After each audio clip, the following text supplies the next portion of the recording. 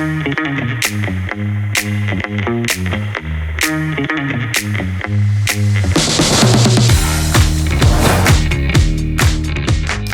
നമ്മൾ game development series നമ്മളിങ്ങോട്ട് start ചെയ്യുമ്പോഴാണ്. അപ്പോൾ എന്നെ അറിയാത്തവർക്ക് വേണ്ടി പറയാം, എൻ്റെ ഒരു കൃഷ്ണദാസാണ്. ഞാൻ പ്രോഗ്രാം സ്റ്റുഡൻ്റ് ആയിരുന്നു. ഓൾറെഡി ഇപ്പോൾ കുറച്ച് കോഡിങ് നോളേജ് ഒക്കെ ഉണ്ട്, പക്ഷേ ഗെയിം ഡെവലപ്മെന്റ് എനിക്ക് ഒരു നോളേജും ഇല്ല. അപ്പോൾ ഞാനും നിങ്ങളെ പോലെ തന്നെ ഗെയിം ഡെവലപ്മെന്റ് ഫ്രം സ്ക്രാച്ച് പഠിക്കാൻ തന്നെ ഇരിക്കണേ. അപ്പോൾ നമുക്ക് ഫുൾ ട്യൂട്ടോറിയൽ കവർ ചെയ്യാൻ പോകുന്നത് ഷെബിൻ ബ്രോ ആണ്. ഷെബിൻ ബ്രോന് 8 years എക്സ്പീരിയൻസ് ഉണ്ട് ഗെയിം ഡെവലപ്മെന്റിൽ. അപ്പോൾ നമ്മൾ എന്തൊക്കെയാണ് ചെയ്യാൻ പോണേ? ഓക്കെ, ആക്ച്വലി ഞാനൊരു ബ്രീഫ് പറഞ്ഞുതരാം. എന്താണ് നമ്മൾ ഈ ഒരു യൂണിറ്റി സീരീസ് കൊണ്ട് ഉദ്ദേശിക്കുന്നതെന്ന് പറഞ്ഞു. അപ്പോൾ ആദ്യം ഒരു യൂണിറ്റിയുടെ ബേസിക്സ് കുറച്ച് പഠിപ്പിക്കുക. എന്താണ് യൂണിറ്റിയുടെ ആ ഒരു ഇന്റർഫേസ് ഇന്റർഫേസ് എന്താണെന്നും പിന്നെ അത് എങ്ങനെയാണ് മാനേജ് ചെയ്യുന്നതും പിന്നെ കുറച്ച് ബേസിക്സ് ഓഫ് യൂണിറ്റി ആദ്യം കവർ ചെയ്യും. അത് കഴിഞ്ഞിട്ട് നമ്മൾ സി ഷാർപ്പിന്റെ ബേസിക്സ് ആൾറെഡി നിങ്ങളുടെ ചാനലിൽ, അതായത് സി ഷാർപ്പ് പഠിച്ചിട്ട് വേണം ഗെയിം ഡെവലപ്മെന്റ് ആൾറെഡി നിങ്ങളുടെ ചാനലിൽ ഒരു സീരീസ് കിടപ്പുണ്ട്. അത് കണ്ട് കഴിഞ്ഞിട്ട് ഓൾറെഡി ഇപ്പൊ നിങ്ങൾക്ക് പ്രോഗ്രാമിംഗ് ഒരു ബേസിക്കും ഇല്ലെങ്കിൽ 100K കണ്ടിട്ട് പറഞ്ഞായിരിക്കും ബെറ്റർ. അപ്പൊ എന്നാലും നമുക്ക് പറയുന്നത് കുറെ ടേംസ് ആയാലും നിങ്ങൾക്ക് അല്ലെങ്കിൽ കൺഫ്യൂസ്ഡ് ആവും.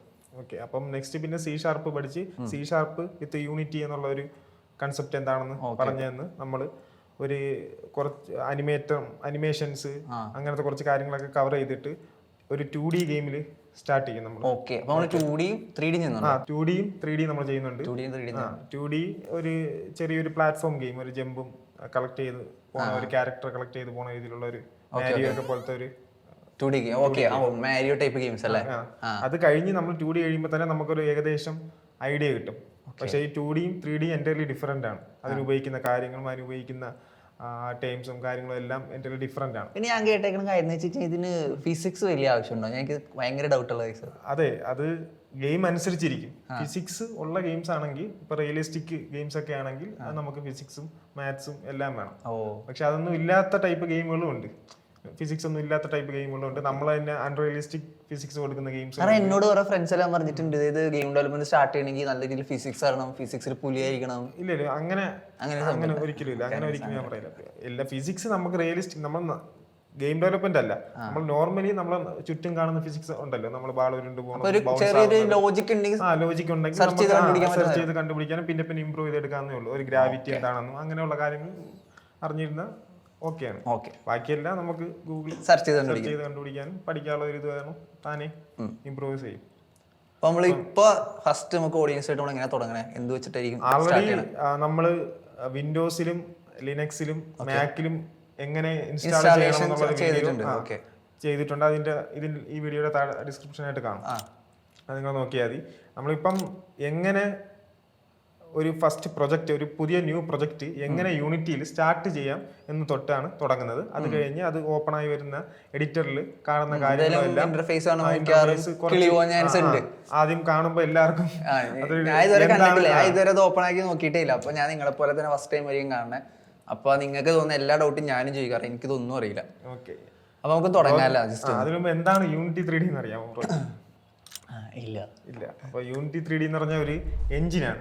ഈ എഞ്ചിനിൽ നമ്മൾ ഈ എഞ്ചിൻ ഉപയോഗിച്ച് നമ്മൾ ഗെയിംസ്, അതുപോലെ വീഡിയോസ്, റെൻഡറിങ് സിനിമാറ്റിക് വീഡിയോസ്, അതേപോലെ മറ്റ് ഇൻഡസ്ട്രിയൽ ആപ്ലിക്കേഷൻസ് അങ്ങനെ എല്ലാം ഡെവലപ്പ് ചെയ്ത് നമുക്ക് എടുക്കാൻ പറ്റുന്ന ഒരു എഞ്ചിനാണ്. എഞ്ചിൻ മീൻസ് ഒരു ആപ്ലിക്കേഷൻ. അത് ഗെയിം എഞ്ചിൻ എന്ന് നമ്മൾ പറയും. ഇതിന്റെ ഏറ്റവും വലിയ യൂസ് എന്ന് പറഞ്ഞാൽ മൾട്ടി പ്ലാറ്റ്ഫോം ആണ്. മൾട്ടി പ്ലാറ്റ്ഫോം എന്ന് പറഞ്ഞാൽ നമുക്കിപ്പം ഒരുപാട് പ്ലാറ്റ്ഫോം ഉണ്ട്. ആൻഡ്രോയിഡ് ഒരു പ്ലാറ്റ്ഫോം ആണ്, iOS, അതുപോലെ മാക്ക്, വിൻഡോസ്, PC, പിന്നെ നമ്മളെ പ്ലേ സ്റ്റേഷൻസ്, വെബ്, ഇതെല്ലാം ഓരോ പ്ലാറ്റ്ഫോമാണ്. അപ്പൊ നമ്മൾ ഒരു ഗെയിം പണ്ടൊക്കെ നേറ്റീവിൽ ചെയ്യും. നേറ്റീവ് മീൻസ് ആൻഡ്രോയിഡ് സ്റ്റുഡിയോ വെച്ചൊക്കെയാണ് ഗെയിം ചെയ്തുകൊണ്ടിരിക്കുന്നത്. അപ്പം അതിൽ ആൻഡ്രോയിഡിൽ മാത്രമേ ചെയ്യാൻ പറ്റുള്ളൂ. നമുക്കത് iOSൽ കൺവേർട്ട് ചെയ്യണമെങ്കിൽ iOSന്റെ നേറ്റീവ് നമ്മൾ പഠിച്ചിട്ട് അതിൽ ചെയ്യണം. വെബിന് വേണമെങ്കിൽ വെബ് പഠിച്ചിട്ട് വേണം. പക്ഷെ യൂണിറ്റിയുടെ ഒരു മേജർ യൂസ് എന്ന് പറയുന്നത് നമ്മൾ ഒരെണ്ണത്തിൽ ചെയ്ത് കഴിഞ്ഞാൽ നമ്മളത് സ്വിച്ച് ചെയ്ത് ഓട്ടോമാറ്റിക്കലി സ്വിച്ച് ചെയ്ത് നമുക്ക് എടുത്ത് പോവാം. അതായത് ഈ മൾട്ടി പ്ലാറ്റ്ഫോം, അതായത് ക്രോസ് പ്ലാറ്റ്ഫോം എന്ന് പറഞ്ഞ പോലെ തന്നെ എന്ന് പറഞ്ഞാൽ ഏത് പ്ലാറ്റ്ഫോമിലും അവൈലബിൾ ആയിട്ടുള്ള ഏത് പ്ലാറ്റ്ഫോമിലും നമുക്ക് സ്വിച്ച് ചെയ്ത് ബിൽഡ് എടുത്തോണ്ടിരിക്കും. അതായത് ഇപ്പൊ ഒരു ഫ്ലട്ടർ സീരീസിലൊക്കെ ഫ്ലട്ടർ യൂസ് ചെയ്ത് കഴിഞ്ഞാൽ ഈ പറഞ്ഞ പോലെ ആൻഡ്രോയിഡും iOS ഒക്കെ അതുപോലെ തന്നെയാണ് ഇത്. പക്ഷെ കുറച്ച് അങ്ങോട്ടും ഇങ്ങോട്ടും ചേഞ്ചസ് മേ ബി UA UX-ലോ അല്ലെങ്കിൽ എന്തെങ്കിലുമൊക്കെ ചെറിയ ചെറിയ ചേഞ്ചസ് വേണ്ടി വരും. ചിലപ്പോൾ ക്വാളിറ്റിയിലോ എന്ന് പറഞ്ഞാൽ നമുക്ക് ഡെസ്ക്ടോപ്പിൽ അത്യാവശ്യം നല്ല ക്വാളിറ്റിയിൽ ഇറക്കണം. പക്ഷെ നമ്മൾ ചെയ്ത് വെച്ചേക്കുന്ന ഫംഗ്ഷനാലിറ്റീസ് ഇപ്പൊ ഓടുക, ജമ്പ്, ഇതെല്ലാം സെയിം ആണ്, ക്രോസ് പ്ലാറ്റ്ഫോം ആയിട്ട്. പക്ഷേ ഈ പറയുന്ന ക്വാളിറ്റി മേ ബി ഡിഫറൻസ് നമുക്ക് ചെയ്യേണ്ടി വരും.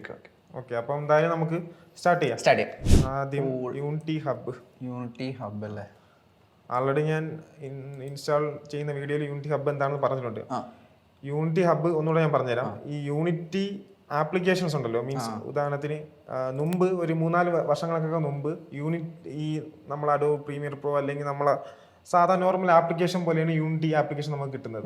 പക്ഷെ ഇപ്പൊ അവര് ഒരു യൂണിറ്റി ഹബ് എന്ന് പറഞ്ഞ് പുതിയൊരു കൺസെപ്റ്റ് ഇൻട്രൊഡ്യൂസ് ചെയ്തിട്ടുണ്ട്. എന്തിനാണെന്ന് പറഞ്ഞാൽ മറ്റേ നമ്മളിപ്പം 2022 തന്നെ ഒരു 10-15 വെർഷൻ ഓഫ് യൂണിറ്റി ഇറങ്ങും, 21 ഇറങ്ങും, 2005 തൊട്ട് 23 വരെ ഏതാണ്ട് ലോട്ട് ഓഫ് യൂണിറ്റി വെർഷൻസ്. അപ്പൊ നമ്മൾ മുമ്പാണെങ്കിൽ ഓരോന്നും യൂണിറ്റി ഡൗൺലോഡ് ചെയ്യണം, അത് നമ്മളെ കാണും. അതുപോലെ നമുക്കൊരു 10-15 വെർഷൻസ് ആവശ്യം വരും. ബിക്കോസ് ഈ പറയുന്ന ഒരു ഗെയിം 19 ബ്രോ ചെയ്ത ഒരു ഗെയിം 2022 കമ്പനി പറയുന്നത് അതൊന്ന് തിരിച്ചെടുത്തിട്ട് ഒന്നുകൂടെ അപ്ഡേറ്റ് ചെയ്യണമെന്ന് പറയും. അപ്പൊ ചിലപ്പോൾ 2022 യൂണിറ്റി വെർഷനിൽ കൊണ്ട് ഓപ്പൺ ചെയ്യാൻ നേരത്ത് കുറെ ഇഷ്യൂസ് ഒക്കെ വരും. അപ്പൊ 2019 തന്നെ ഓപ്പൺ ചെയ്യാൻ ബ്രോ ഇതാക്കും. അങ്ങനെ ഒരു സാഹചര്യം വന്നു കഴിഞ്ഞാൽ 19 ഡൗൺലോഡ് ചെയ്യണം, 18 ഡൗൺലോഡ് ചെയ്യണം, 18 ഇതെല്ലാം നമ്മളെ സിസ്റ്റത്തിൽ പല രീതിയിലും പല ഭാഗത്തൊക്കെ കാണും. പക്ഷെ അപ്പൊ ഇപ്പൊ അവർ ഇൻട്രൊഡ്യൂസ് ഈ ഹബ് എന്ന് പറഞ്ഞാൽ ഈ ഹബ് തന്നെ ഇൻസ്റ്റാൾ എന്നൊരു സ്ഥലത്ത് ഇതെല്ലാം മാനേജ് ചെയ്യും.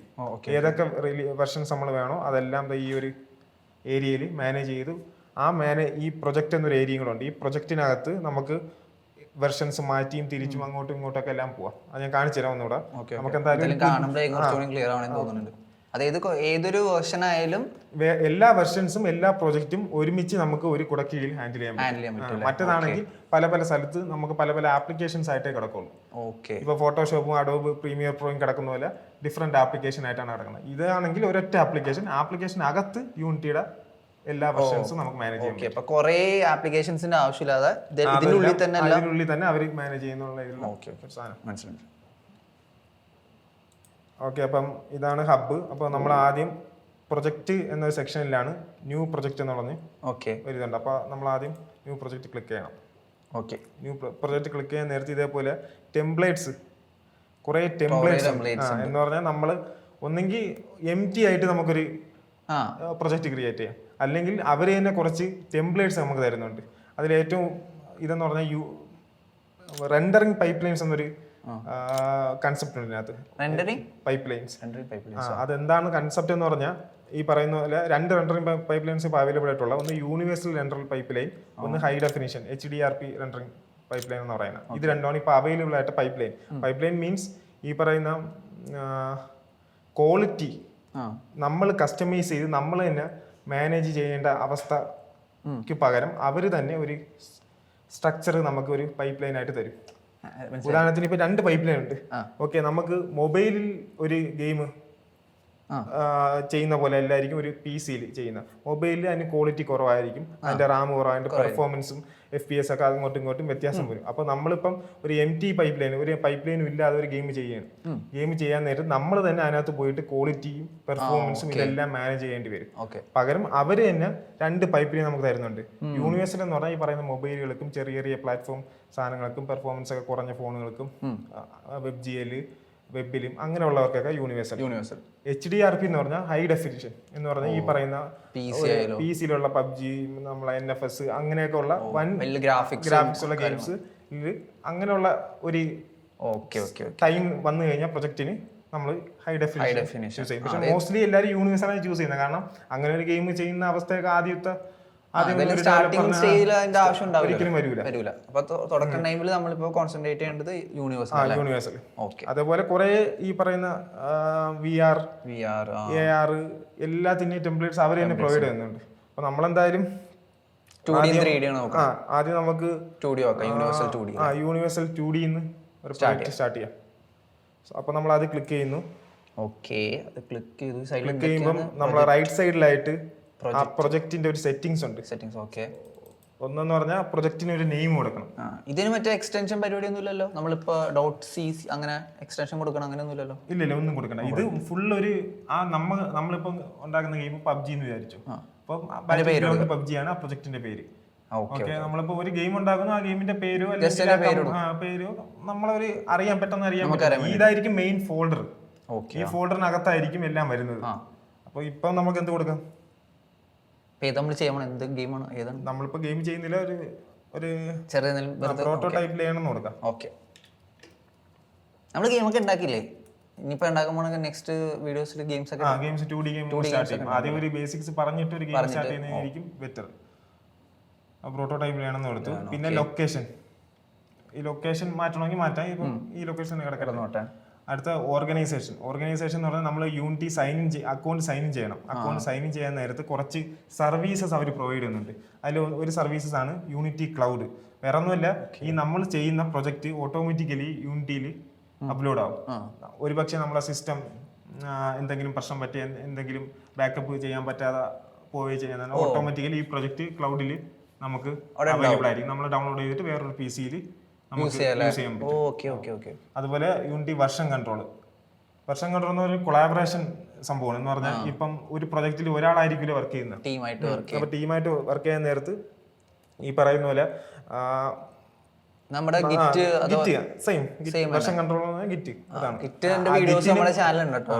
ഗിറ്റിന് പകരം യൂണിറ്റി പ്രൊവൈഡ് ചെയ്യുന്ന വെർഷൻ കൺട്രോൾ. പക്ഷേ മോസ്റ്റ്ലി എല്ലാവരും യൂസ് ചെയ്യുന്ന ഗിറ്റാണ്, കാരണം അത്രയും അഡ്വാൻസ്ഡ് ഒന്നും ആയിട്ടില്ല ഇവര്.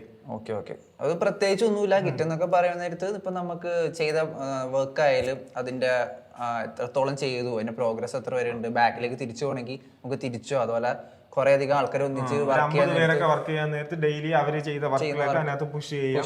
അത് ബാക്കിയുള്ളവർ പുള്ള് ചെയ്ത് അതിലിരുന്ന് കൊളാബറേറ്റ് ആയിരുന്നു, എല്ലാവരും കൂടെ ഒരുമിച്ചിരുന്ന് വർക്ക് ചെയ്യുന്നത്. എന്തെങ്കിലും ഡൗട്ട് ഉണ്ടോ? ഗിറ്റൊക്കെ നമ്മള് മാനേജ് ചെയ്യണ്ട. ഗിറ്റൊന്നും നമ്മൾ ഈ ഒരു സീരീസിൽ വലുതായിട്ട് നമ്മൾ നോക്കണ്ട. ഞാൻ പറഞ്ഞതാണ് എന്താണ് വെർഷൻ കൺട്രോൾ എന്നുള്ള ഒരു ഐഡിയ പറഞ്ഞത്. നമ്മൾ വെർഷൻ കൺട്രോൾ ഇപ്പം അങ്ങനെ ഒരു സെക്ഷൻ നമ്മൾ ഈ സീരീസിൽ കവർ ചെയ്യുന്നില്ല, കാരണം നമ്മൾ അതിന്റെ ആവശ്യമില്ല. കാരണം അത് ഒരു ടീമായിട്ട് വർക്ക് ചെയ്യുമ്പോൾ ഓട്ടോമാറ്റിക്കലി നമുക്ക് വരും. നമ്മളൊരു ബിഗിനേഴ്സിന് വേണ്ടിയിട്ട് നമ്മൾ ഗെയിം എങ്ങനെ ഉണ്ടാക്കാം, 2D 3D യൂണിറ്റി ഇൻട്രൊഡ്യൂസ് ചെയ്യുന്നു, ചെറിയ 2 ഗെയിം. ഓക്കെ, അപ്പൊ നമ്മൾ ഇത്രയും സെറ്റ് ചെയ്തിട്ടുണ്ട്. ഇനി നമ്മൾ ക്രിയേറ്റ് പ്രൊജക്ട് എന്നുള്ള ബട്ടൺ ക്ലിക്ക് ചെയ്യണം. ഓട്ടോമാറ്റിക്കലി കുറച്ച് ടൈം എടുക്കും, കാരണം അത് ഒരിക്കലും സെക്കൻഡ് ടൈം തൊട്ട് എന്ന് പറഞ്ഞാൽ ഇപ്പം ക്ലോസ് ചെയ്തിട്ട് നമ്മൾ ഒന്നുകൂടെ എടുക്കുകയാണെങ്കിൽ ആവില്ല. ഒരു ഫസ്റ്റ് ടൈം ഇവരെല്ലാം കൂടി ഇത് സെറ്റപ്പ് ചെയ്യാനായിട്ട് ഈ പ്രൊജക്ട് ഒന്ന് ഫസ്റ്റ് ടൈം ഓപ്പൺ ആകാൻ വേണ്ടി ഒരു 4 to 5 അടുത്ത ടൈം തൊട്ട് അപ്പൊ തന്നെ ഓപ്പൺ ആവും. ഓക്കെ, അപ്പം ഓപ്പൺ ആയിട്ടുണ്ട്. എന്തെങ്കിലും നോക്കിയിട്ട് ഇല്ല, ഒന്നും മനസ്സിലാവുന്നില്ല. ഓക്കെ, ഇതാണപ്പം മെയിൻ ആ എഡിറ്ററിന്റെ ഇന്റർഫേസ്. ഓക്കെ, നമ്മളിപ്പം കാണുമ്പോഴും ഇങ്ങനെ ഒരു രീതിയിലായിരിക്കും ഈ ഒരു എഞ്ചിനെ കാണുന്നത്. അപ്പൊ ആദ്യം ഈ ഒരു ഇന്റർഫേസിന്റെ ലേഔട്ട് കാര്യം പറഞ്ഞുതരാം, ചേഞ്ച് ചെയ്യാൻ വേണ്ടിയിട്ടുള്ള. കാരണം ചിലവർക്ക് ഈ പറയുന്ന പോലെ ഇങ്ങനെ ഒരു ഇന്റർഫേസ് കാണുമ്പോൾ അവർക്ക് ഒരു ബുദ്ധിമുട്ട് കാണും. അതുപോലെ ഡബിൾ സ്ക്രീനിലൊക്കെ വർക്ക് ചെയ്യുന്നവർക്ക് ഒരു സാധനം എടുത്ത് അങ്ങോട്ട് മാറ്റിയിട്ട് വ്യൂ അവിടെ കാണണം എന്നുള്ള ഇതിലൊക്കെ ഉള്ള ഒരു ടൈം വരും. അപ്പൊ ഈ ഒരു ഏരിയ ഉണ്ടോ? ഓക്കെ, ഈ ഒരു ഏരിയയിലാണ് നമ്മൾ ഇതിന്റെ ലേഔട്ട് ചേഞ്ച് ചെയ്യാൻ പറ്റുന്ന സ്ഥലം. ഓക്കെ, ഇപ്പൊ കിടക്കുന്ന ലേഔട്ട് ഡിഫോൾട്ട് ലേഔട്ട് ആണ്. ഡിഫോൾട്ട് ലേഔട്ട് ആണ് ഇത്. സെയിം 2x3 എന്നൊരു ലേഔട്ട് ഉണ്ട്. അപ്പം ഈ പറയുന്നതെല്ലാം ഈ രീതിയിൽ അറേഞ്ച് ആവും. അതേപോലെ 4 സ്പ്ലിറ്റ്, അങ്ങനെ നമുക്ക് തന്നെ നമ്മളെ രീതിയിൽ. ഇതെല്ലാം എന്താ ഈ മെയിൻ ആയിട്ട് കാണിക്കുന്ന? അത് ഞാൻ ഇത് ഓരോന്നായിട്ട് പറഞ്ഞുതരാം. നമുക്ക് ലേഔട്ട് ഡിഫോൾട്ട് ലേഔട്ട് ആണ് എപ്പോഴും നോർമലി എല്ലാവരും ഇട്ട് വർക്ക് ചെയ്യുന്നത്. അപ്പം അഥവാശ ലേഔട്ട് മാറ്റണമെങ്കിൽ അങ്ങനെ മാറ്റാം, അല്ലെങ്കിൽ ഈ പറയുന്ന കാര്യങ്ങൾ നമുക്ക് ഡ്രാഗ് ചെയ്ത് മാറ്റാൻ പറ്റും. എങ്ങോട്ട് വേണമെങ്കിലും പിടിച്ച് മാറ്റി വെക്കാം. നമുക്ക് ഇഷ്ടം പോലെ ലേഔട്ട് മാറ്റാം. ഞാൻ വർക്ക് ചെയ്യുന്ന ലേഔട്ട് ഇങ്ങനെയാണ്. ഞാൻ ഇതിപ്പോൾ നേരത്തെ കിടന്ന ഈ 2 ടാബും നമ്മൾ ഇങ്ങനെ ക്ലിക്ക് ചെയ്താലേ കാണത്തുള്ളൂ. പക്ഷെ എനിക്ക് അറ്റ് എ ടൈം ഒരുമിച്ച് തന്നെ കാണണം ഈ 2 വിൻഡോയും. അങ്ങനെയാണ് ഞാൻ ഇങ്ങനെ എടുത്തുകൊണ്ട് മാറ്റിയത്. ഓക്കെ, ഇനി ഡിഫോൾട്ടിൽ തന്നെ ആക്കിയിട്ട് പറയാം വരുമെന്ന്. ഓക്കെ, ഫസ്റ്റ് ലെഫ്റ്റ് സ്റ്റാർട്ട് ചെയ്യാം. ഓക്കെ, ഇതാണ് project window. Okay, project window എന്ന് പറഞ്ഞാൽ നമ്മളെ ഈ പറയുന്ന ഗെയിമിന് ഒരുപാട് അസറ്റുകൾ കാണും. അസറ്റ് മീൻസ് നമ്മളിപ്പം ഒരു ഉദാഹരണത്തിന് ഒരു മാരിയോ ഗെയിം പറയുന്ന മാരിയോ ഗെയിമിൽ ഈ പറയുന്ന ആ ക്യാരക്ടറിന്റെ ഇമേജ്, അതുപോലെ ബാക്ക്ഗ്രൗണ്ട് എന്തെങ്കിലും ഇമേജ് ഉണ്ടെങ്കിൽ അത്, പിന്നെ ഓടുമ്പം ഒരു സൗണ്ട്, അപ്പം പിന്നെ ഈ പറയുന്ന സ്ക്രിപ്റ്റ് എന്ന് പറഞ്ഞാൽ നമ്മൾ ഓടാനും ചാടാനും വേണ്ടി എടുക്കുന്ന ഫംഗ്ഷനാലിറ്റി എഴുതാൻ വേണ്ടിയിട്ടുള്ള C# സ്ക്രിപ്റ്റുകൾ, കോഡിന്റെ സ്ക്രിപ്റ്റ്, പിന്നെ ഈ പറയുന്ന അങ്ങനത്തെ കുറെ ഫയൽസുകൾ നമുക്ക് ആവശ്യം വരും. ഓക്കെ, അനിമേഷൻ ഫയൽസുകൾ, അങ്ങനെ കുറെ ഫയൽസ് ആവശ്യം വരും. അപ്പൊ നമ്മൾ ഈ ഒരു അസറ്റ്, ഈ പ്രൊജക്റ്റിനകത്ത് അസറ്റ് ഫോൾഡറിനകത്താണ് ഇത് കിടക്കുന്നത്. ഓക്കെ, നമ്മളിപ്പോൾ ഉദാഹരണത്തിന് ഞാൻ ഒരു ഫോൾഡർ, നമുക്ക് റൈറ്റ് ക്ലിക്ക് ചെയ്യുക, ക്രിയേറ്റ് ഓപ്ഷനിൽ കുറേ ഓപ്ഷൻ ഉണ്ട്, അതൊക്കെ നമുക്ക് പയ്യെ പയ്യെ പഠിക്കാം. അതിൽ ഫസ്റ്റ് ഫോൾഡർ, ഫോൾഡർ ക്രിയേറ്റ് ചെയ്ത് നമ്മൾ ഇതിനകത്ത് എന്താന്ന് കൊടുക്കാൻ പറ്റും, ഓഡിയോ. ഓക്കെ, അടുത്തത് ഇമേജസ് എന്തെങ്കിലും ഉണ്ടെങ്കിൽ. ഓക്കെ, ഞാൻ ചുമ്മാ ഇത് ക്രിയേറ്റ് ചെയ്തതാണ്, കാരണം നമ്മൾ എന്ത് ഈ ഒരു അസറ്റ് കിട്ടിയാലും ഇപ്പം അതൊരു പ്രാക്ടീസാണ് എന്ന് പറഞ്ഞാൽ നമ്മൾ ആദ്യമേ അങ്ങനെ ചെയ്ത് കഴിഞ്ഞാൽ നമുക്ക് ഫൈനൽ എന്ത് ചെയ്താലും ഒരു ഫോൾഡർ ഉണ്ടാക്കുക. ആ ഫോൾഡറിനകത്ത് ഇപ്പം ഓഡിയോ ഫയല് ഇമേജസും കിട്ടിയാൽ കൊണ്ടുപോയി മൊത്തത്തിൽ ഇവിടെ തന്നെ വലിച്ചുകൊണ്ട് ഇട്ട് കഴിഞ്ഞാൽ അത് വേറൊരു ഡെവലപ്പേഴ്സിന് നീ വർക്ക് അപ്രോവായിട്ട് കൊടുക്കാൻ നേരത്തെ അവർ മൊത്തം ഇതായി പോകും. ഇതൊരു ഗുഡ് പ്രാക്ടീസ് ആണ്. നമ്മൾ എന്തിനും ഫോൾഡർ ക്രിയേറ്റ് ചെയ്യുക, ഫോൾഡർ ക്രിയേറ്റ് ചെയ്യുക, അതിനകത്ത് കീപ്പ് ചെയ്ത് പോകാൻ വേണ്ടി ഇതാക്കുക. സ്ക്രിപ്റ്റ് ആണെങ്കിൽ നമ്മൾ ഈ പറയുന്ന പോലെ സ്ക്രിപ്റ്റ് ഫോൾഡർ ക്രിയേറ്റ് ചെയ്യുക, അതിനകത്ത് തന്നെ സ്ക്രിപ്റ്റ് ക്രിയേറ്റ് ചെയ്യുക. ഓക്കെ, അപ്പം ഈ പ്രൊജക്ട് ഫോൾഡർ എന്ന് പറഞ്ഞാൽ മെയിൻലി ഇതാണ്, നമ്മളുടെ ഗെയിമിന് വേണ്ടി യൂസ് ചെയ്യുന്ന അസറ്റുകളുടെ എല്ലാം കീപ്പ് ചെയ്യുന്ന ഒരു ഏരിയ. ഓക്കെ, അതാണ് പ്രൊജക്ട്. ഇത് നമുക്ക് നമ്മളെ വിൻഡോസിനില്ല അല്ലെങ്കിൽ മാക്കിലായാലും നമ്മളെ ഫയൽ എക്സ്പ്ലോറിൽ കാണാൻ പറ്റും. ഇവിടെ റൈറ്റ് ക്ലിക്ക് ചെയ്ത് ഷോ ഇൻ എക്സ്പ്ലോറിലോട്ട് പോയി കഴിഞ്ഞാൽ കണ്ട, നമ്മൾ നേരത്തെ ഉണ്ടാക്കിയ പ്രൊജക്റ്റ് ആണ്, പ്രോട്ടോടൈപ്പിലാണ്. ഓക്കെ, അതിനകത്ത് ഇത്രയും ഫോൾഡർ ഉണ്ട്. ഇതെല്ലാം പ്രൊജക്ട് ഫയൽസ് ആണ്. ഓരോന്നിനാ ഇതിലെ അസറ്റ്സ് എന്ന ഫോൾഡറാണ് നമ്മൾ നേരത്തെ യൂണിറ്റിക്കകത്ത് കണ്ട സാധനങ്ങളാണ് ഈ പറയുന്നതെല്ലാം. അപ്പൊ നമുക്ക് ഇതിനകത്ത് നിന്ന് തന്നെ ഡിലീറ്റും മാനിപ്പുലേറ്റ് ചെയ്യാൻ പറ്റും. ഇമേജസ് 5 എണ്ണം ഉണ്ട്, 4 എണ്ണം വേണ്ട എടുത്ത് കളയണമെങ്കിൽ ഇതിനകത്ത് കളഞ്ഞാൽ ഓട്ടോമാറ്റിക്കലി ഇതിലും മാറും. അപ്പൊ പ്രൊജക്ട് ഫോൾഡർ മനസ്സിലായല്ലോ, ബേസിക് ഇതാണ്. അങ്ങനത്തെ കാര്യങ്ങളെല്ലാം കീപ്പ് ചെയ്യാനുള്ള ഒരു ഏരിയ. അടുത്ത കൺസോൾ. ഓക്കെ, കൺസോൾ എന്ന് പറഞ്ഞാൽ ഈ പറയുന്ന നമ്മൾ ഗെയിം ചെയ്തുകൊണ്ടിരിക്കുമ്പം കുറെ ബഗ്സ് അല്ല, എറർ വാണിങ്ങൾ, അതേപോലെ നമുക്ക് ഡീബഗ് കേട്ടിട്ടുണ്ടോ? ഡീബഗ് എന്ന് പറഞ്ഞാൽ വേറെ ഒന്നുമില്ല, നമ്മളിപ്പോൾ ഒരു ഗെയിമിൽ ഏതെങ്കിലും ഒരു സർട്ടൻ സിറ്റുവേഷൻ ഒക്കെ വന്നു കഴിഞ്ഞാൽ നമുക്ക് അറിയണം. അപ്പോൾ നമ്മൾ സ്ക്രിപ്റ്റിൽ തന്നെ നമ്മൾ ഡീബഗ് എന്നൊരു ഓപ്ഷൻ ഉണ്ട്, ലോഗ് ഡീബഗ് ചെയ്യുന്ന പരിപാടി. നമുക്ക് ജമ്പ് ചെയ്തെന്ന് നമ്മൾ തന്നെ അറിയാൻ വേണ്ടി, പോയിന്റ് അറിയാൻ വേണ്ടി നമ്മൾ ഡീബഗ് ചെയ്യുന്ന കാര്യങ്ങളും, അതുപോലെ എന്തെങ്കിലും എറേഴ്സ് അല്ലെങ്കിൽ വാർണിങ്സ്, അങ്ങനത്തെ കാര്യങ്ങളെല്ലാം നമ്മളെ ഷോ കാണിക്കുന്ന ഒരു ഏരിയ. അതായത് ഇപ്പൊ കോംപ്ലിക്കേറ്റഡ് അല്ലാതെ പറയുകയാണെങ്കിൽ നമുക്ക് ചെയ്തു വരുമ്പോൾ കിട്ടുന്ന എറേഴ്സ് കാര്യങ്ങളൊക്കെ നമുക്കൊന്ന് ജസ്റ്റ് കയറി ചെക്ക് ചെയ്യാൻ, എവിടെ എറേഴ്സ് വന്നു കാര്യങ്ങൾ എല്ലാം വരുന്നതും അതിനെ കുറിച്ചുള്ള ഡീറ്റെയിൽസും കാര്യങ്ങളും ചെയ്തു വരുമ്പോൾ നമ്മൾ എന്തായാലും അത് കാണും, ആ ഏരിയ കാണും. ഇത് ജസ്റ്റ് കൺസോള്, നമ്മളെ ലോഗുകൾ കാണാൻ പറ്റുന്ന ഒരു ഏരിയ. ഓക്കെ, അപ്പൊ പ്രൊജക്ട് എന്നുള്ളത് നമ്മുടെ പ്രൊജക്ടിന്റെ ഫയൽസ് എല്ലാം കീപ്പ് ചെയ്യുന്നതും, കൺസോൾ എന്നുള്ള നമ്മുടെ എറേഴ്സും കാര്യങ്ങളൊക്കെ വരാൻ നേരത്ത് നമുക്ക് ചെക്ക് ചെയ്യാനും ചെക്ക് ചെയ്ത് നോക്കാൻ പറ്റുന്ന ഒരു ഏരിയ. അത്ര മനസ്സിലാക്കണം. ഓക്കെ, അടുത്ത മുകളിൽ ഇവിടെ ലെഫ്റ്റ് സൈഡിലായിട്ട് ഹൈറാർക്കി. ഓക്കെ, ഹൈറാർക്കി എന്ന് പറഞ്ഞാൽ നമ്മളെ ഗെയിംസിൽ നമ്മൾ ഈ ഗെയിം ബിൽഡ് ചെയ്യാൻ നേരത്ത് നമ്മൾ ഈ പറയുന്ന നേരത്തെ പറഞ്ഞ ക്യാരക്ടേഴ്സ്, ഓക്കെ, ഈ പറയുന്ന മതിലുകൾ ഉണ്ടെന്ന് വിചാരിച്ചു. ആ മതിലുകൾ, അങ്ങനെയൊക്കെ ഒരു ഗെയിം ഉണ്ടാകുന്നത് കുറെ ഒബ്ജക്റ്റുകൾ വരില്ലേ, തിങ്സുകൾ, കാര്യങ്ങൾ. ഈ ഒബ്ജക്റ്റ് എല്ലാം നമ്മൾ ഒരു സ്ഥലത്ത് കൊണ്ട് പ്ലേസ് ചെയ്യുന്നു വിചാരിച്ചു. അപ്പൊ ഈ ഒബ്ജക്റ്റുകളെല്ലാം ഇവര് പറയുന്നതെന്ന് പറഞ്ഞാൽ ഗെയിം ഒബ്ജക്റ്റുകൾ എന്നാണ്. നമ്മൾ എന്ത് ഒബ്ജക്റ്റ് കൊണ്ട് നമ്മൾ ഒരു സ്ഥലത്ത് ഇട്ടാലും, പ്ലേസ് ചെയ്താലും, അല്ലെങ്കിൽ അലൈൻ ചെയ്താലും, അതിനെല്ലാം ഓരോ ഒബ്ജക്റ്റ് ആയിട്ട്, അതായത് ഇപ്പൊ എക്സാമ്പിൾ പറയുകയാണെങ്കിൽ മറ്റേ മേളിലത്തെ മതിൽ പോലത്തെ സാധനങ്ങൾ, ഒരു 10 മതിലുണ്ടെങ്കിൽ ടണല്, ഇതെല്ലാം ഒബ്ജക്ട്സ് ആണ്. അതുപോലെ ക്യാമറ, ഈ പറയുന്ന ലൈറ്റിങ്ങിന് വേണ്ടി ചെയ്യുന്ന കുറച്ച് കാര്യങ്ങൾ, അങ്ങനെ അത് ഇത്തിരി അഡ്വാൻസ്ഡ് ആണ്. എന്നാലും ഇങ്ങനെയുള്ള കാര്യങ്ങൾ എല്ലാത്തിനും ഒബ്ജക്റ്റ് എന്ന് പറയുന്നത്. ആ ഒബ്ജക്റ്റുകളെല്ലാം നമുക്ക് കാണാൻ പറ്റുന്നത് ഒരു ഗെയിമിൽ തന്നെ ഒരു 30 ക്യാരക്ടർ ഉണ്ടെന്ന് വിചാരിച്ചോ. Okay, character. അപ്പൊ ഈ പറഞ്ഞ മാരിയോ എന്ന് പറഞ്ഞ ക്യാരക്ടറിന്റെ ഞാൻ അങ്ങനെ തന്നെ പറഞ്ഞുതരാം. മാരിയോ എന്നൊരു ക്യാരക്ടർ ഇവിടെ കാണും. അതിന്റെ ലിസ്റ്റ് വ്യൂ ആണ് നമ്മൾ ഇവിടെ കാണുന്നത്. ഈ ഹൈറാർക്കിയിൽ കാണുന്ന അതിന്റെ ലിസ്റ്റ് വ്യൂ എന്ന് പറഞ്ഞാൽ അതിന്റെ നമ്മൾ ആ സീനിൽ കാണുന്ന അല്ലെങ്കിൽ ആ ഏരിയയിൽ കാണുന്ന തിങ്സുകളുടെ ഒരു നെയിമിംഗ് സ്ഥലമാണ് ഇവിടെ കാണുന്നത്. ഓക്കെ, അത് കുറച്ചുകൂടെ നമ്മൾ ഡീപ്ലി പോകുമ്പോൾ, അതായത് നമ്മളുടെ ഇപ്പൊ ഈ മാരിയോ എന്നുള്ള ഗെയിമിലെ ക്യാരക്ടറിന്റെ ഒക്കെ തന്നെ അവരുടെ ഈ പേര് കാര്യങ്ങളെല്ലാം കാണുന്ന, അതായത് ലിസ്റ്റ് ആയിട്ട് കാണുന്ന സെക്ഷൻ. സെക്ഷൻ അപ്പൊ അതായത് ഈ സെക്ഷൻ കണ്ടു കഴിഞ്ഞാൽ അറിയാൻ പറ്റും ഗെയിമിൽ എന്തൊക്കെ ഒബ്ജക്ട്സ് ഉണ്ട്, ക്യാരക്ടേഴ്സ് ഉണ്ട്. ഒബ്ജക്ട് ഉണ്ടെന്ന് ഈ സെക്ഷൻ കാണുമ്പോൾ നമുക്ക് അറിയാൻ പറ്റും. ഇഷ്ടംപോലെ ഒരു ഗെയിമിൽ ഇഷ്ടംപോലെ ഒബ്ജക്റ്റുകളാണ്. ഈ ഒബ്ജക്റ്റ് എല്ലാം നമുക്ക് ഇവിടെ കാണാൻ പറ്റും. നമ്മൾ ഡ്രാഗ് ചെയ്തു അങ്ങോട്ടും ഇങ്ങോട്ടും എന്ന് പറഞ്ഞാൽ ആ ഒബ്ജക്റ്റ് നമ്മൾ ഡബിൾ ക്ലിക്ക് ചെയ്ത് കഴിഞ്ഞാൽ നമുക്ക് നേരെ ഒരു പോയിന്റ് ഓഫ് വ്യൂ ഇവിടെ കാണാൻ പറ്റും. ഓക്കെ, അത് നമ്മൾ പിന്നെ നോക്കാം. അത് ഒരു ക്യാരക്ടറൊക്കെ വന്നാലേ അറിയത്തുള്ളൂ. അപ്പൊ ഇതെന്ന് പറഞ്ഞാൽ നമ്മൾ ഗെയിമിലുള്ള ഒബ്ജക്റ്റുകളുടെ ഒരു നെയിമിംഗ് കാണാനുള്ള ഒരു ഏരിയ, അത്രേ ഉള്ളൂ. ഓക്കെ ഓക്കെ, അതാണ് ഹൈറാർക്കി. അതാണ് ഹൈറാർക്കി. അപ്പൊ ഇത്രയും കവർ ചെയ്തു. പ്രൊജക്ട് മേടിച്ചു, കൺസോൾ മേടിച്ചു, ഇപ്പൊ ഹൈറാർക്കി. ഓക്കെ, ഇനി അടുത്ത സീൻ വ്യൂ. ഓക്കെ, മൊത്തം നമ്മളെ എഞ്ചിനിൽ 2 വ്യൂ ആണുള്ളത്. ഒന്ന് സീൻ വ്യൂവും ഒന്ന് game view. Okay, scene view എന്ന് പറഞ്ഞാൽ നമ്മൾ ഈ പറയുന്ന ഗെയിംസുകളുടെ എല്ലാ കാര്യങ്ങളുടെയും അറേഞ്ച്മെന്റ് ചെയ്യുന്ന ഒരു ഏരിയയാണ് സീൻ വ്യൂ. ഓക്കെ, എന്ന് പറഞ്ഞാൽ നമ്മൾ ഈ ഗെയിമിൽ നമ്മളിപ്പോ ഒരു ചെറിയൊരു ക്യൂബ് വയ്ക്കുകയും, അതിപ്പോ എവിടെ നിന്ന് എടുത്തേ? ഓക്കെ, നമ്മൾ സീൻ വ്യൂ എന്ന് പറഞ്ഞാൽ അതായത് ഹൈറാർക്കി പോയിട്ട് റൈറ്റ് ക്ലിക്ക് ചെയ്തിട്ട് എടുത്ത ക്യൂബ്.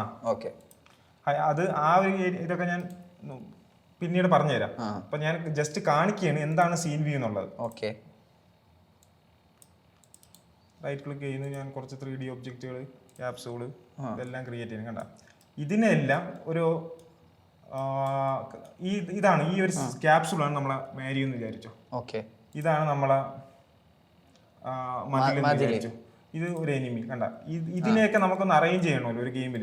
അങ്ങോട്ടും ഇങ്ങോട്ടും മാറ്റിയും തിരിച്ചും വെച്ച് ഈ സാധനങ്ങളെല്ലാം അറേഞ്ച് ചെയ്യാനും അത് മാനിപ്പുലേറ്റ് ചെയ്യാനും ആ പൊസിഷനും ഈ പറയുന്ന സ്കെയിലും ഇങ്ങനെയുള്ള കാര്യങ്ങളെല്ലാം ചെയ്യാൻ പറ്റുന്ന ഒരു ഏരിയയാണ് സീൻ വ്യൂ. ഇതിലാണ് നമ്മൾ ഇതെല്ലാം അറേഞ്ച് ചെയ്യുന്നത്.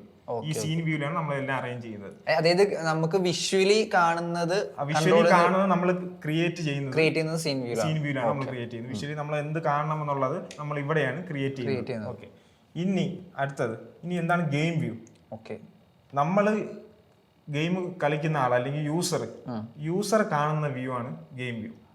ഓ, അപ്പൊ സീൻ വ്യൂവിൽ നമ്മൾ ഡെവലപ്പർ കാണുന്ന ഒരു സാധനം. ഡെവലപ്പർ അത് ഡെവലപ്പ് ചെയ്യുന്ന അല്ലെങ്കിൽ ക്രിയേറ്റ് ചെയ്യുന്ന അല്ലെങ്കിൽ മാനിപ്പുലേറ്റ് ചെയ്യുന്ന ഒരു ഏരിയയാണ് സീൻ വ്യൂ.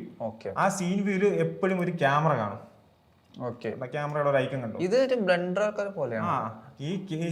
ഈ ക്യാമറയുടെ വ്യൂ, ക്യാമറ ഇവിടെ വെക്കുന്നു. അതാണ് ഈ 3D ആർട്ടിസ്റ്റുകൾക്കൊക്കെ കുറച്ചുകൂടെ പെട്ടെന്ന് മനസ്സിലാവും.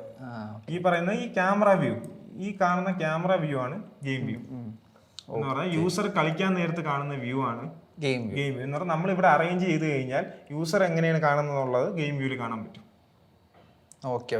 രണ്ടിന്റെ ഡിഫറൻസ് പറഞ്ഞാൽ ഇത് ചെയ്ത് വരുമ്പോ നമുക്ക് കറക്റ്റ് എനിക്ക് ഇതിൽ മനസ്സിലായ സാധനം വെച്ചാൽ സീൻ വ്യൂല് വെച്ചിട്ട് നമ്മൾ ഡെവലപ്പറിന് എവിടെയാണ് ഈ പറഞ്ഞ ക്യാരക്ടേഴ്സ് ഇരിക്കേണ്ടത്, അതുപോലെ വാള് കാര്യങ്ങൾ എവിടെയാണ് അലൈൻമെന്റ് ഒക്കെ ചെയ്യുന്നത്, ക്യാമറ അലൈൻമെന്റ് ചെയ്യാനും ഇപ്പൊ ലൈറ്റിംഗ്. നമ്മൾ ഒരു ഗെയിം ഉണ്ടാക്കുമ്പോൾ എപ്പോഴും ഏറ്റവും പ്രധാനമുള്ള സാധനം ലൈറ്റിംഗ് എന്ന് പറഞ്ഞാൽ ഈ പറയുന്ന ഒരു ഇൻസൈഡ് റൂം നമ്മൾ ക്രിയേറ്റ് ചെയ്യുന്നു. ഒരു റൂം ക്രിയേറ്റ് ചെയ്യുന്നത്, ആ റൂമിനകത്താണ് ആ എനിമി നിൽക്കുന്നത് അല്ലെ ക്യാരക്ടർ ഹീറോ നിൽക്കുന്നതെന്ന് വിചാരിച്ചു. അപ്പൊ റൂം നമ്മൾ ചുമ്മാ കൊണ്ടൊരു റൂം മോഡൽ കൊണ്ട് ക്രിയേറ്റ് ചെയ്ത് കഴിഞ്ഞാൽ അതിൽ ഇരുട്ടായിരിക്കും.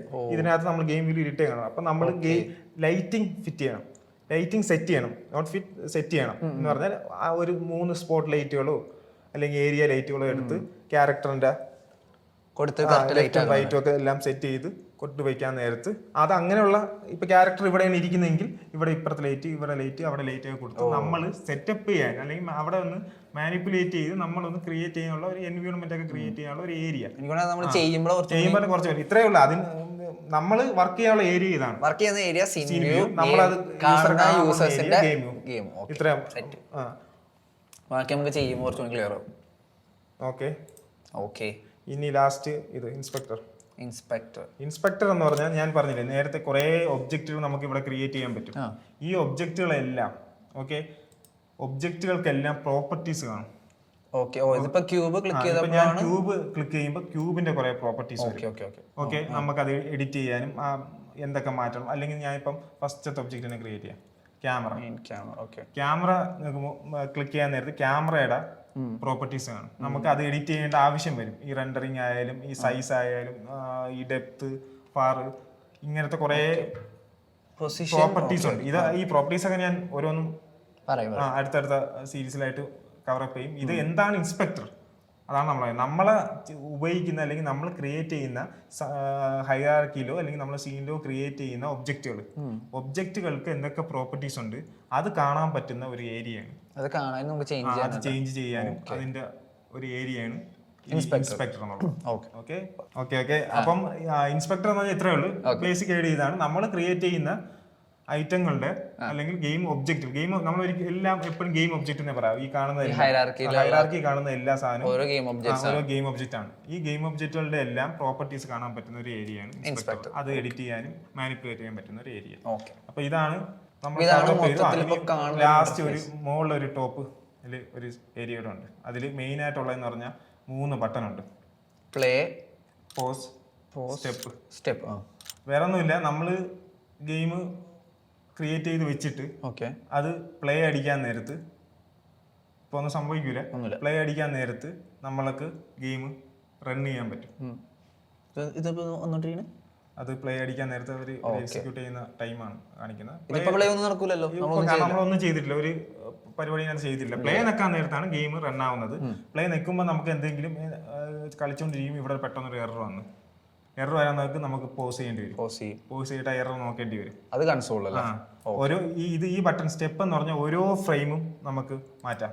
സ്റ്റെപ്പ് ബൈ സ്റ്റെപ്പ് ഓരോ ഫ്രെയിം മാറാനൊന്നും ഇല്ലാത്തതുകൊണ്ട് നമുക്ക് അതൊന്നും അറിയാൻ പറ്റില്ല. പക്ഷെ ഈ 3ന്റെയും ഇതെന്ന് പറഞ്ഞാൽ ഗെയിം റൺ ആക്കാൻ വേണ്ടി ഗെയിം അല്ലെങ്കിൽ നമ്മൾ ഇത് ഇങ്ങനെ ഒരു യൂണിറ്റി എഞ്ചിൻ ഇങ്ങനെ ഒരു സാധനം തന്നിട്ടില്ല. അങ്ങനെയാണ് നമ്മൾ എന്ത് ചെയ്യേണ്ടി വരും, ഇതെടുത്ത് ബിൽഡ് ചെയ്ത് വെളിയിലിട്ട് കൊണ്ട് വിൻഡോസിൽ ആൻഡ്രോയിഡ് ആണെങ്കിൽ ആൻഡ്രോയിഡിൽ കൊണ്ട് കയറ്റി അതെടുത്ത് അവിടെ കളിച്ച് നോക്കിയിട്ടേ നമുക്ക് അറിയാൻ പറ്റുള്ളൂ. ഓക്കെ. അപ്പൊ ഇത് യൂണിറ്റി റൺ ചെയ്യാൻ ടെസ്റ്റ് ചെയ്യാനായിട്ട് ഒരു 3 ബട്ടൺസ് അല്ല, പ്ലേ, പോസ്, സ്റ്റെപ്പ് എന്നുള്ള തന്നേക്കുന്നു. സ്റ്റെപ്പ് മാത്രം കുറച്ച് ഫ്രെയിം മനസ്സിലാത്ത ചെയ്യുമ്പോൾ കുറച്ചുകൂടെ ഐഡിയ കിട്ടും. അപ്പൊ ഇതാണ് ഇന്റർഫേസ്. ഇനി മോഡിൽ കുറച്ച് ടാബുകളുണ്ട്. അത് നമ്മൾ ഓരോന്ന് ചെയ്തുമ്പം പറഞ്ഞു തരുന്നതായിരിക്കും ബെറ്റർ. ഇനി നമുക്ക് പറയാനുള്ളതെന്ന് പറഞ്ഞാൽ ഏറ്റവും ഇതിൽ ഇനി ബേസിക് ഉള്ളത് അസറ്റ് സ്റ്റോർ എന്ന് പറഞ്ഞൊരു കാര്യമുണ്ട് ഇതിനകത്ത്. അത് വിൻഡോയിൽ അസറ്റ് സ്റ്റോർ. എന്താണ് അസറ്റ് സ്റ്റോർ എന്ന് പറഞ്ഞാൽ യൂണിറ്റി തന്നെ നമുക്ക് ഫ്രീ ആയിട്ടും പെയ്ഡ് ആയിട്ടും കുറെ അസറ്റുകൾ തരുന്നുണ്ട്. ഇഷ്ടംപോലെ അസറ്റുകൾ തരുന്നുണ്ട്, ഗെയിമിന് യൂസ് ചെയ്യാൻ പറ്റുന്ന അസറ്റുകൾ. നമുക്കിപ്പം എന്തായാലും ഒരു ഗെയിം ചെയ്യാൻ നേരത്ത് ഡെവലപ്പർ മാത്രമല്ല വേണ്ടത്. അതാണ് ഏറ്റവും അതിൽ തന്നെ ഒരു കരിയറിൽ കുറെ കാര്യങ്ങളുണ്ട്. ഒരു ഗെയിം ചെയ്യാൻ നേരത്ത് ഒരു പ്രൊജക്ട് മാനേജർ വേണം, ടീം ലീഡ് വേണം. അത് കഴിഞ്ഞ ശേഷം ഈ പറയുന്ന ഗെയിം ഡിസൈൻ ചെയ്യാൻ, അത് ഡെവലപ്പ് ചെയ്യേണ്ട ആവശ്യമില്ല. ഈ ലെവൽ ഡിസൈൻ ചെയ്ത് പടം വരച്ച് അവരിങ്ങനെയാണ് അങ്ങനെയാണ് ഗെയിം ഇങ്ങനെ പോകണം, അതെല്ലാം ഡിസൈൻ ചെയ്യാൻ ഗെയിം ഡിസൈനർ വേണം. അത് കഴിഞ്ഞ് ഈ ഡിസൈൻ ചെയ്യുമ്പം കുറെ പ്രോപ്സുകൾ വരും. പ്രോപ്സ് മീൻസ് നമ്മൾ ഈ പറയുന്ന നേരത്തെ പറഞ്ഞ പോലെ മതിലുകൾ, ക്യാരക്ടർ, ഇതെല്ലാം മോഡൽ ചെയ്യാൻ ഒരാൾ വേണം, ആർട്ടിസ്റ്റ്. 3D ആണെങ്കിലും 2D ആണെങ്കിലും ഇത് ചെയ്യാനായിട്ട് ഒരു ആർട്ടിസ്റ്റ് വേണം. ഇത് കഴിഞ്ഞിട്ട് ചിലവര് ആ ആർട്ടിസ്റ്റ് തന്നെയാണ് ടെക്സ്ചറിങ് ചെയ്യുന്നത്, അതിന്റെ ടെക്സ്ചർ ചെയ്യുന്നത്. പക്ഷെ മേ ബി ചിലപ്പം ടെക്സ്ചറിങ്ങിന് വേറെ ആൾ ചില കമ്പനി കാണും. അത് കഴിഞ്ഞ് ഈ അനിമേഷനുള്ള ക്യാരക്ടറാണ് ഈ അനിമേഷൻ ചെയ്യാനായിട്ട് ഒരു ഇതെല്ലാം കഴിഞ്ഞിട്ടാണ് നമ്മൾ ഇനി ഇതെല്ലാം കൊണ്ട് നമ്മൾ യൂണിറ്റിയിൽ ഇട്ടിട്ട് ഇതിനെ ഫങ്ഷണാലിറ്റി ചെയ്യാനുള്ള ജോബാണ് നമുക്കുള്ളത്. ഗെയിം ഡെവലപ്പർ ജോബാണ് നമുക്കുള്ളത്. ഇത് കഴിഞ്ഞിട്ട് ഈ പറയുന്ന ടെസ്റ്റർ ഈ ഗെയിം ടെസ്റ്റ് ചെയ്ത് നമ്മൾ ഡെവലപ്പർ, നമ്മൾ നോർമലി നമ്മൾ ടെസ്റ്റ് ചെയ്യുന്നതിന് ഡെവലപ്പർ ടെസ്റ്റിംഗ് എന്ന് പറയുന്നത്. ഇതല്ലാതെ QA/QC ഉണ്ടല്ലോ, ആ ടീമാണെങ്കിൽ ഇത് ടെസ്റ്റ് ചെയ്ത് നമുക്ക് ബഗ്സും കാര്യങ്ങളൊക്കെ പറഞ്ഞു. ഇങ്ങനെ ഒരു വലിയൊരു പ്രോസസ്സാണ് ഒരു ഗെയിം ഡെവലപ്മെന്റ്. ഈ പറയുന്ന ഇതെല്ലാം ചെയ്യുന്ന ആൾക്കാരും ഉണ്ട്. ഒറ്റയ്ക്ക് ഡിസൈനിങ് കാര്യങ്ങളെല്ലാം ചെയ്ത് നമ്മൾ ചെയ്യുന്നില്ല. അപ്പം നമ്മളെ പോലുള്ളവർക്കും ഫസ്റ്റ് പഠിക്കുന്നുള്ളവർക്കും പിന്നെ ഈ ഗെയിം ചെയ്യാൻ നേരത്ത് അസറ്റ് കിട്ടാനും വേണ്ടിയിട്ടുള്ള ഒരു സ്റ്റോറാണ്. യൂണിറ്റിയുടെ തന്നെ ഒരു സ്റ്റോറാണ് അസറ്റ് സ്റ്റോർ. ഓക്കെ. അപ്പൊ ഇതിൽ നമുക്ക് ഈ അസറ്റ്സ് എടുക്കാം. നമുക്ക് മറ്റേ ടെക്സ്ചറും മറ്റു കാര്യങ്ങളും ആവശ്യത്തിന് ഇഷ്ടം പോലെ അസറ്റുകളുണ്ട്. എല്ലാം മോസ്റ്റ്ലി ഫ്രീയും ഉണ്ട്, അതുപോലെ പെയ്ഡും ഉണ്ട്. നമുക്കിപ്പോൾ ഒരു ഉദാഹരണത്തിന് ഒരു എൻവയോൺമെന്റ് ബണ്ടിൽ $171 ഫ്രീ ഉള്ള ഇഷ്ടം പോലെ ഉണ്ട്. അപ്പൊ ഇതിന്ന് നമുക്ക് മൊത്തത്തില് ഒരു ടെംപ്ലേറ്റ് പോലെ കിട്ടുകയാണല്ലേ. നമുക്ക് ഇങ്ങനെ ഒരു ഏരിയ ക്രിയേറ്റ് ചെയ്യണം. ഇങ്ങനെ ഏരിയ ക്രിയേറ്റ് ചെയ്യണമെങ്കിൽ ഈ പറയുന്ന മരങ്ങൾ, കല്ലുകൾ, വാട്ടറിന്റെ അസറ്റ്, ബാക്ക്ഗ്രൗണ്ട് ഉള്ള അസറ്റ്, അങ്ങനെയുള്ള എല്ലാ അസറ്റും നമുക്ക് ഈ അസറ്റ് സ്റ്റോറിൽ നിന്ന് തന്നെ നമുക്ക് ഒന്നെങ്കിൽ പൈസ കൊടുത്ത് ഉള്ളവരാണെങ്കിൽ അങ്ങനെ, അല്ലെങ്കിൽ ഫ്രീ ഉള്ള അസറ്റ് ആണെങ്കിൽ ഫ്രീ അസറ്റുകൾ. എന്തും ഈ പറയുന്ന എൻവയോൺമെന്റ് മാത്രമല്ല, ഓഡിയോ മുതൽ VFX, അതേപോലെ കുറെ ടൂൾസുകൾ, ഈ പറയുന്ന AI-യുടെ നമ്മളിപ്പം ഈ ഇടയ്ക്കാണ് ഇൻട്രൊഡ്യൂസ് ChatGPT-യുടെ സാധനങ്ങൾ ഇന്റഗ്രേറ്റ് ചെയ്യാനുള്ളത്. അങ്ങനെയുള്ള അസറ്റുകൾ ഓൾമോസ്റ്റ് നമുക്കൊരു ഗെയിം യൂണിറ്റി അസറ്റ് സ്റ്റോറിലെ സാധനങ്ങൾ വെച്ച് തന്നെ ഒരാളെ ഹെൽപ്പ് ഇല്ലാതെ നമുക്ക് ചെയ്യാം. അപ്പം ഇതെന്തായാലും അറിഞ്ഞിരിക്കണം. കാരണം നമ്മൾ സ്വന്തമായിട്ട് ഇത് കഴിഞ്ഞിട്ട് ഒരു ചലഞ്ച് ഉണ്ടല്ലോ നമുക്ക് 2D or 3D ഗെയിം ഉണ്ടാക്കുന്ന ചലഞ്ച് ആണ്. അപ്പം മേ ബി അതിനൊക്കെ ഇത് യൂസ് ചെയ്യാൻ വരും. ഓക്കെ, അപ്പം ഇതാണ് ബേസിക് ഐഡിയ. നമ്മളെ വിൻഡോസിൽ അസറ്റ് സ്റ്റോർ, അല്ലെങ്കിൽ ഇതൊന്നും ചെയ്യേണ്ട, നമ്മൾ നേരെ നമ്മളെ ബ്രൗസർ എടുത്തിട്ട് യൂണിറ്റി അസറ്റ് സ്റ്റോർ. ഓക്കെ, അതിൽ ഫ്രീ അസറ്റ്സ്. ഓക്കെ, അപ്പം ഇത് കണ്ട, ഇതെല്ലാം ഫ്രീ അസറ്റുകളാണ്. ഇതിപ്പോ നമ്മൾ ചെയ്യുന്നത് യൂണിറ്റി അസറ്റ്സ് എന്നാണല്ലേ? യൂണിറ്റി പ്രൊവൈഡ് ചെയ്യുന്ന ഒരു സ്റ്റോർ. ഓക്കെ, അതല്ലാതെ നമുക്ക് വേറെ അസറ്റ്സ്, അതല്ലാതെ നമുക്ക് അസറ്റുകൾ ഇതിനകത്ത് ഇമ്പോർട്ട് ചെയ്യാൻ പറ്റും. എന്ന് പറഞ്ഞാൽ നമ്മൾ, അതാണ് ഞാൻ പറയുന്നത്, 3D ആർട്ടിസ്റ്റുകൾ, നമ്മുടെ കൂടെ ഉള്ള ഫ്രണ്ട്സോ അല്ലെങ്കിൽ നമ്മൾ തന്നെ ബ്ലെൻഡറിലും 3ds മാക്സിലും ഒക്കെ ക്രിയേറ്റ് ചെയ്യുന്ന മോഡൽസും അസറ്റുകളും ഇമേജുകൾ എടുക്കുന്ന ഇമേജ് ഒക്കെ നമുക്ക് ഇതിനകത്ത്. ഇത് ഇപ്പൊ ഈ പറയണ എന്തായിരുന്നു, യൂണിറ്റി അസറ്റ് സ്റ്റോർ അല്ലാതെ വേറെ വെബ്സൈറ്റ്സിലും അത് തന്നെ വേറെ കുറെ വെബ്സൈറ്റ് ഉണ്ടല്ലോ, 3D അസറ്റ് കിട്ടുന്ന കുറെ വെബ്സൈറ്റ് ഉണ്ട്. മറ്റേ സ്കെച്ച് ഫാബ്, അങ്ങനെ കുറെ സൈറ്റുകളുണ്ട്. നമുക്ക് ഏത് അസറ്റും, ഏത് ഫോർമാറ്റുള്ള ആയാലും, ഏത് ഫോർമാറ്റുള്ള അസറ്റ് ആയാലും ഇതിനകത്ത് PNG, JPEG, ഏത് ഫോർമാറ്റുള്ള അസറ്റ് നമുക്ക് ഇതിനകത്ത് മാനുവലി ഇമ്പോർട്ട് ചെയ്യാനും പറ്റും. അതേപോലെ നമുക്ക് അസറ്റ് സ്റ്റോറിലും കാണും, അതേപോലെ സൈറ്റുകളിലും കാണും. അപ്പൊ നമ്മൾ അസറ്റിന് വേണ്ടി പഞ്ഞമില്ല, നമുക്ക് കിട്ടും. ഓക്കെ, ഇതാണ് ബേസിക്. യൂണിറ്റിയുടെ ബേസിക് അല്ല ഒരിക്കലും, ടൂൾ, ആ ഇന്റർഫേസിന്റെ ബേസിക് ഫസ്റ്റ് നമ്മൾ അറിഞ്ഞിരിക്കേണ്ട ഇതാണ്. അപ്പം നിങ്ങളായാലും ക്രിയേറ്റ് ചെയ്യാൻ നേരത്തെ ഒരു പ്രൊജക്ട് ക്രിയേറ്റ് ചെയ്യുക. ഇതിൽ ഈ പറയുന്ന ഫസ്റ്റ് പ്രൊജക്റ്റിൽ പോവുക, കുറച്ച് ഫോൾഡർ ക്രിയേറ്റ് ചെയ്യുക, വേണമെങ്കിൽ ഇമേജസും സൗണ്ട് ഒക്കെ കൊണ്ട് ഇടണ്ട.